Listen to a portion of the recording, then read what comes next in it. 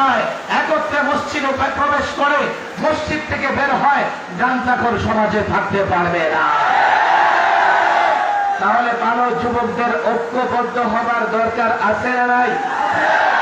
আজকে এই ওয়াদা, প্রথম ওয়াদা কি? সবচাইতে বেশি রসুলকে মহব্বত করবো, করবো তো ইনশাআল্লাহ। সবচাইতে বেশি রসুলকে মহব্বত করবো তো ইনশাআল্লাহ। সবচাইতে বেশি প্রাধান্য ইসলামকে দিব, দিব তো ইনশাআল্লাহ। দ্বিতীয় ওয়াদা, প্রত্যেক ভদ্র সভ্য ভালো যুবকরা একসঙ্গে চলবে। একসঙ্গে চলার মানে হচ্ছে একসঙ্গে মসজিদে যাবে, একসঙ্গে মসজিদে বের হবে। রাজি আছি তো ইনশাআল্লাহ? একটা সময় ছিল ভালো মানুষেরা সমাজের বিচার করত। একটা সময় ছিল মুরব্বীদের হাতে সমাজের নেতৃত্ব ছিল।